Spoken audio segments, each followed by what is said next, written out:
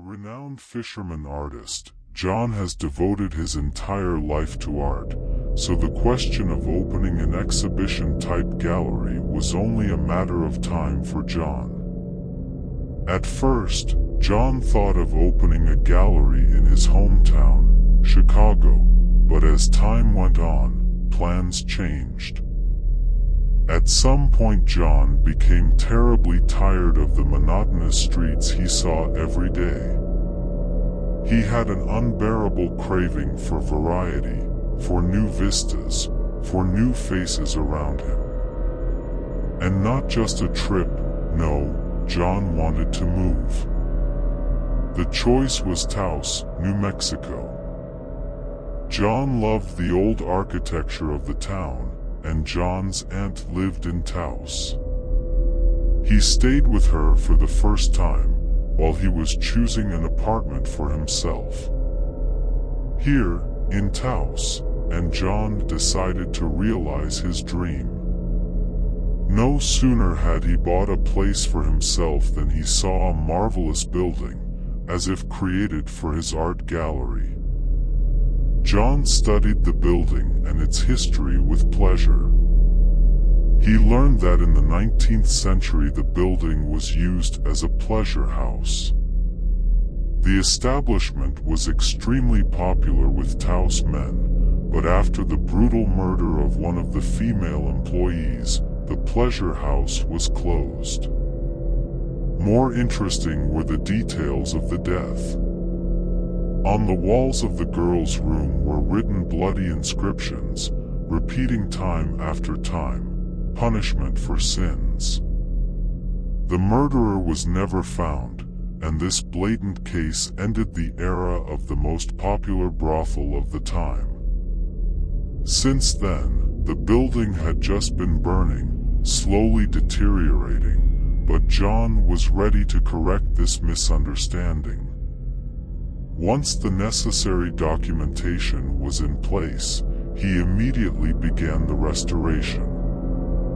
John could spend hours looking at the spacious halls with high ceilings and panoramic windows, with paintings and sculptures of the past. John fell in love with his purchase.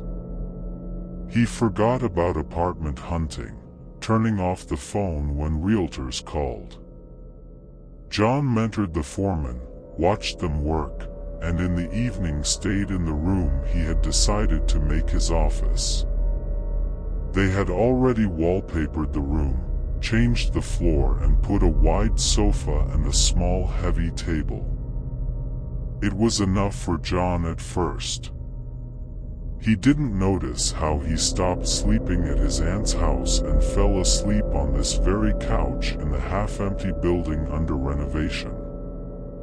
In the morning, he would go to a cafe nearby and have breakfast, and only come to his aunt's house to take a shower. Flagshaw followed the long corridor of the former pleasure house out into the largest hall. John stroked his fingers over the graceful columns, the pliant ceiling, and thought about how beautiful the place would be when the light-colored walls finally depended on paintings, most of which had come out from under his hand. But that was not all. At night John had wonderful magical dreams. And he dreamed as if he were a well-groomed 19th century gentleman in a tuxedo, passion and hat, and he was entering the floor of the building, only younger and more purposeful. And inside, behind the scarlet velvet, in the largest room, are dozens of delightful girls and women. Against the wall is a grand piano played by the head madam. The guests are seated on sofas, drinking wine and having a good time, enjoying the live music. Here the most charming girl with blonde hair and bright red lipstick on her lips approaches John now and then. She amuses him with jokes and stories, dances with him, and then takes him into one of the dark, intimate rooms and gives him an unearthly pleasure, immersed in dreams, daydreams and excitement, John was only snapped out of this stupor when he received a call from his girlfriend Olivia, who had stayed behind in Chicago. Surprisingly, he had almost forgotten about her while he was busy trying out his future painting and gallery. "John, I'll be there soon," announced Olivia cheerfully. "You missed me, didn't you? I decided to surprise you and get here early." John forced himself to feign joy in his voice. "Yes, of course. I'm really glad. I'll be waiting for you," he replied. In John's mind, meanwhile, was the face of that blonde nymph from his dreams. Her beauty and smile overshadowed any memories associated with Olivia. "So you're settling in at your aunt's for now?" Olivia asked.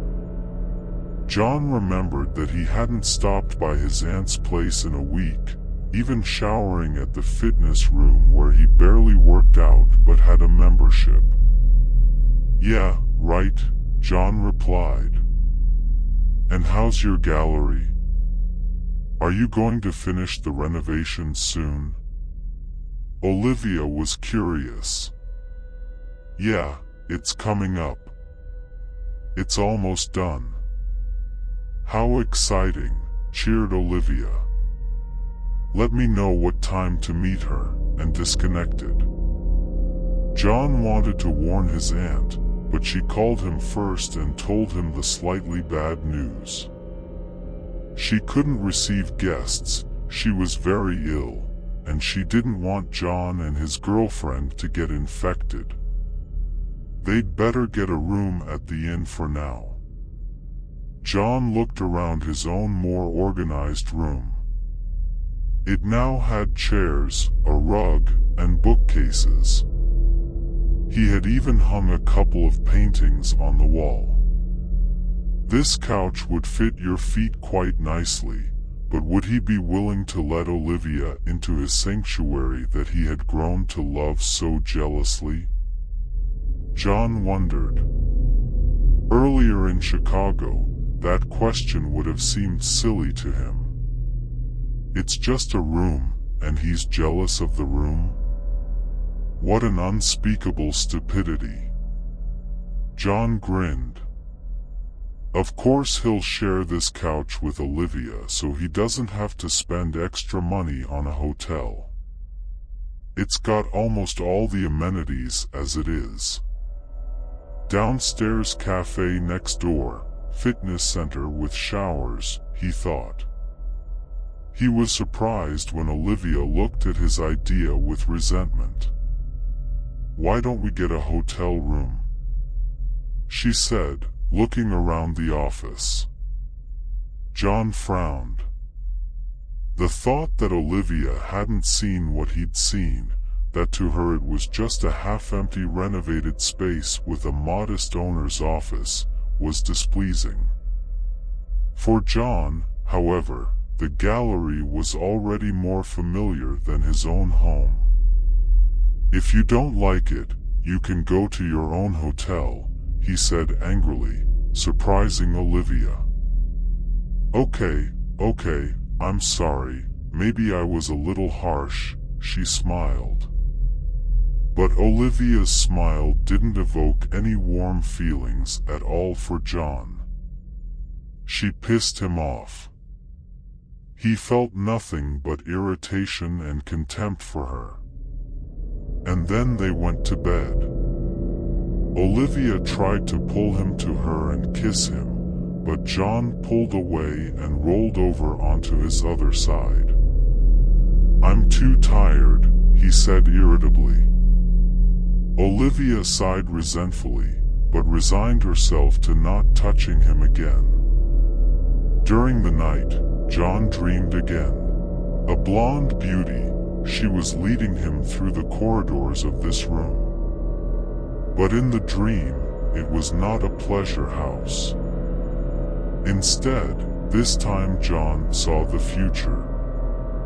It was his art gallery, already finished.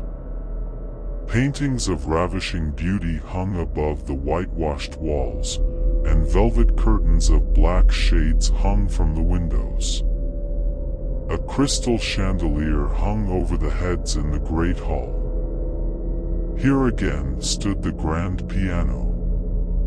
John's companion crouched at the keyboard and began to play a gentle angelic melody. "I keep forgetting to ask," said John. "What's your name, then?" "Call me Tiffany," said the stranger in a voice tinkling and melodious, as if made for opera arias. There were lush roses in vases all around. John approached one of the bouquets, inhaling its fragrance, and was pleased to find that the scent of blood mingled with the flowers. John rubbed the sheet with his fingers, and there was a smear of blood on the pads. John looked around, and his heart beat faster. For some reason, the diagrams were scrawled with writing, and everywhere it was the same: punishment for sins, punishment for sins. The stench of blood was horribly strong and acrid. John looked at Tiffany. She was still playing the piano, but her fingers were turning blue. And when she turned around, John was horrified. Bloody tears were streaming from her eyes. "And why did you bring her?" asked Tiffany. "Were the two of us bad together?" After those words, John woke up. He woke up with a deep breath and fell off the bed. And he was shaking, his body burning but simultaneously shaking with chills. A burning sensation swept over him. Olivia jumped up from the bed and rushed to him, but John pushed her away. "What's wrong, John?" shrieked Olivia. She turned on the light. "God, you're all pale." John was barely breathing and terribly angry. He knew, he realized, he was sure, it was all Olivia's fault for what was happening. Until she'd arrived, everything had been fine, just fine. But now she had disturbed his tranquility, invaded his favorite space, and these were the consequences. "Leave me alone," shouted John angrily and left to wash his face. But Olivia didn't leave. She was left crying in his office, causing nothing but disgust. John walked into one of the empty rooms and found a blanket that covered the furniture. He wrapped himself in it like a cocoon and closed his eyes. The heat was damn hot, he was weak and tired, and as he closed his eyes, this hot scene of debauchery appeared before him. Girls dancing, laughing, and making noise, raising their glasses in honor of life. John was sure he could hear their laughter, cheerful voices, applause, and gentle melody. For 5 days now this had been happening to him. And when he opened his eyes, he thought he was awake, but how could that be possible? He knew for a fact that he was not in his cursed gallery. Instead, he was in one of those small comfort rooms, with burgundy curtains, brightly colored flowers in pots and vases, candlesticks, and a magnificent large upholstered bed with a stunning canopy. He asked the question to himself, "John, this isn't a dream, is it?" He was sure everything around him was all too real. As he stepped out into the hall to the call of music and voices, he met a dark-haired nymph with bushy eyebrows who pressed herself against him. But it wasn't Olivia. John was in shock. The fever didn't seem to have fully let go of him yet, but he was ready to swear that everything was happening in reality now, and it wasn't a dream. In answer to his question, the stranger pointed to Olivia sitting alone in a chair, sipping wine, and offered him some fun with her company. John resolutely declined. But she gently moved closer to his ear and whispered, "Punishment for sins." John was dumbfounded, flinching as if he had been shot in the forehead. He looked at the prostitute in surprise and asked what she had said. John told them to have fun, because it was a holiday, and Olivia had been waiting for him all night. The stranger shrugged and left for another man. John went to Olivia. She was smiling at him, and in her smile he was ready to melt. "Come on, sweetie, all night long," Olivia said immediately and led him in the direction of his own office. But here in the past, it wasn't his room, it was Olivia's bedroom. On the way to the room, John remembered the painting on the wall with the words "Punishment for Sins" written in red paint. He frowned, trying to get a better look at it, but Olivia insistently pulled him along. The door closed in his face and Olivia pushed John onto the bed and sat on top of him. Lightly placing a finger to his lips, she asked affectionately, "Are you troubled about something?" "What do you mean, punishment for sins?" John asked. The girl was at first puzzled, and then laughed madly at his question. "Don't you know it yourself?" she asked, leaning over to his ear and whispering, "I am, after all, the biggest sinner here." Then she kissed his neck. John felt very stuffy, short of breath, and it wasn't just from excitement. It was as if they were in a hot oven, and John was going to suffocate. But Olivia seemed unfazed. Slowly unbuttoning his tailcoat, she removed her gloves and unbuttoned her corset. Then he was horrified. Instead of Tiffany, Olivia was sitting on top of him, smirking and undressing. A knife gleamed in her hand. She was going to kill him, take his art gallery.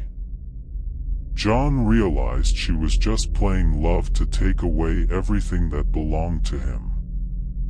That's who was the biggest sinner, that's who needed to be punished for her sins. Thoughts flashed through John's mind, instantly taking over his cloudy consciousness. He was overcome with panic and a fierce anger like he'd never felt before. Olivia swung the knife, but John didn't let her continue. Instead, he clamped his hands around her throat, causing her to gasp. The room around them turned red and became even hotter. It was as if they were trapped, and when John stood up, he saw that all the walls were covered with the words, "Punish the sinner." And he did. He squeezed her throat harder and harder until she was blue from choking, lashing out and trying to push him away and punch him. And then John noticed that there was a knife under the pillow. After all, Olivia had said she slept with a knife under her pillow because she was afraid the other girls would kill her in her sleep out of jealousy. After all, she was the most popular girl here and was always siphoning off their income, John remembered. He grabbed a knife from under the pillow and brought it down on Olivia. She tried to run away, but John was seized by a merciless rage. He lowered the knife, plunged it into her throat, then again into her chest, her stomach, her side. Finally, she stopped moving beneath him. John fell on his side, closing his eyes. And when he opened them, he was lying in a pool of blood, but in his own time, in his office. All the walls were covered with the inscriptions, "Punish the sinner." Next to him lay a dead, mutilated Olivia. The sound of a police siren could be heard outside the window.